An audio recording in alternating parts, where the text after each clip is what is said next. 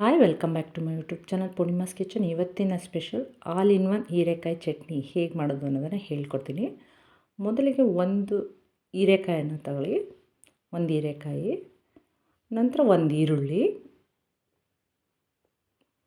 ಮತ್ತು ಒಂದು ಬೆಳ್ಳುಳ್ಳಿ, ಒಂದು 4-5 ಒಣಮೆಣಸಿನ್ಕಾಯಿ, ಒಂದು ದೊಡ್ಡ ಬೌಲಲ್ಲಿ ತೆಂಗಿನ ತುರಿಯನ್ನು ತಗೊಳ್ಳಿ, ಒಂದು 2-3 ಸ್ಪೂನಷ್ಟು ಕಡಲೆ, ಒಂದು ಸ್ಪೂನಷ್ಟು ಜೀರಿಗೆ, 1 ಸ್ಪೂನಷ್ಟು ಅರಿಶಿನ ಪುಡಿ, ಸ್ವಲ್ಪ ಉಪ್ಪು ರುಚಿಗೆ ತಕ್ಕಷ್ಟು, ಹುಣಸೆಹಣ್ಣು, ಬೆಲ್ಲ ನಿಮಗೆ ಬೇಕಾದಷ್ಟು, ಕೊತ್ತಂಬರಿ ಸೊಪ್ಪು, ಕರಿಬೇವು ಸೊಪ್ಪು, ಸ್ವಲ್ಪ ಎಣ್ಣೆ ಹುರಿಯೋದಕ್ಕೆ. ಈಗ ಹೀರೆಕಾಯಿನ ಹುರಿಯೋದಕ್ಕೆ ಸ್ವಲ್ಪ ಬಾಣಲಿ ಇಡೋಣ, ಒಲೆ ಹಚ್ಚಿ. ನೋಡಿರಿ, ಬರೀ ಚಟ್ನಿ ಆಡ್ಸ್ಕೊಂಡು ತಿನ್ನೋದಕ್ಕಿಂತ ಈ ಥರ ಹೀರೆಕಾಯಿ ಚಟ್ನಿನ ಹುರಿದ್ಬಿಟ್ಟು ಆಡ್ಸ್ಕೊಂಡು ತಿಂದರೆ ತುಂಬಾ ಚೆನ್ನಾಗಿರುತ್ತೆ. ಆಲ್ ಇನ್ ಒನ್ ಅಂದರೆ ಚಪಾತಿ, ರೊಟ್ಟಿ, ದೋಸೆ, ಇಡ್ಲಿ ಎಲ್ಲದಕ್ಕೂ ಈ ಚಟ್ನಿ ತುಂಬಾ ಚೆನ್ನಾಗಿರುತ್ತೆ, ತುಂಬ ಬೇಗನೂ ಆಗುತ್ತೆ. ಈಗ ನೋಡಿ, ಎಣ್ಣೆ ಹಾಕಿದ್ವ ಬಾಣಲಿಕ್ಕಾದ್ಮೇಲೆ ಸ್ವಲ್ಪ ಜೀರಿಗೆ, ಒಣಮೆಣ್ಸಿನ್ಕಾಯಿ, ಆಮೇಲೆ ಬೆಳ್ಳುಳ್ಳಿ ಸ್ವಲ್ಪ ಹುರಿಯಿರಿ. ಹಾಗೆಯೇ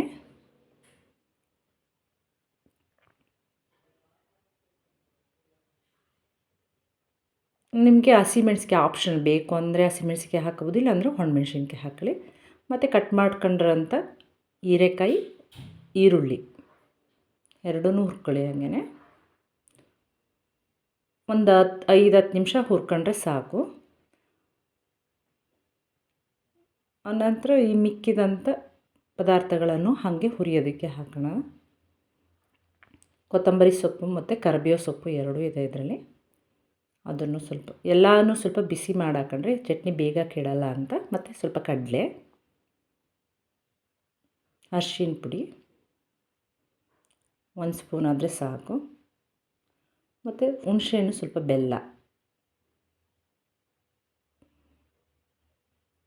ಮತ್ತು ತೆಂಗಿನಕಾಯಿನ ಹಾಕಿ ಸ್ವಲ್ಪ ಹುರಿಯಿರಿ. ಹಾಗೆಯೇ ಕಾಯಿ ಎಲ್ಲನೂ ಸ್ವಲ್ಪ ಬಿಸಿ ಮಾಡಿದ್ರೆ ಚಟ್ನಿ ಬೇಗ ಹಾಳಾಗಲ್ಲ, ಸಂಜೆ ತನಕ ಇಟ್ಕೊಂಡು ತಿನ್ಬೋದು. ಮತ್ತು ಉಪ್ಪು ಅದೆಲ್ಲ ಸ್ವಲ್ಪ ಹುರಿದಾದ್ಮೇಲೆ ಉಪ್ಪು ಹಾಕಿ ನಿಮಗೆ ಎಷ್ಟು ರುಚಿಗೆ ಬೇಕೋ ಅಷ್ಟು ಉಪ್ಪು ಹಾಕೊಂಡ್ರೆ ಸಾಕು. ನೋಡಿ, ಅದಕ್ಕೆ ಹುರ್ಕೊಂಡ್ರೆ ಸಾಕು. ಹುರಿದು ತಣ್ಣಗೆ ಹಾಕಿಡೋಣ. ಸ್ವಲ್ಪ ಸ್ಟವನ್ನು ಆಫ್ ಮಾಡಿ. ನೋಡಿ, ತಣ್ಣಗಾದ ನಂತರ ಮಿಕ್ಸಿ ಜಾರಿಗೆ ಹಾಕೊಂಡು ರುಬ್ಬಿದ್ರೆ ಹೀರೆಕಾಯಿ ಚಟ್ನಿ ರೆಡಿಯಾಗುತ್ತೆ. ಬೇಗನೆ ಆಗುತ್ತೆ. ನೀವು ದೋಸೆ, ರೊಟ್ಟಿ, ಚಪಾತಿ, ಈವನ್ ಅನ್ನಕ್ಕೂ ಕಲಿಸ್ಕೊಂಡ್ರು ತುಂಬ ಚೆನ್ನಾಗಿರುತ್ತೆ. ನೋಡಿ, ಅದಕ್ಕೆ ರುಬ್ಕೊಂಡ್ರೆ ಸಾಕು, ತುಂಬಾ ಟೇಸ್ಟಿಯಾಗಿರುತ್ತೆ. ಮಾತ್ರ ಹೀರೆಕಾಯಿ ಚಟ್ನಿ ರೆಡಿ ಆಯಿತು. ಈಗ ಸವಿಯಲು ಸಿದ್ಧ. ಈಗ ನನ್ನ ಚಾನಲ್ ನೋಡ್ತಾಯಿದ್ದೀರ, ಸಬ್ಸ್ಕ್ರೈಬ್ ಆಗಿ, ಲೈಕ್ ಮಾಡಿ, ಶೇರ್ ಮಾಡಿ.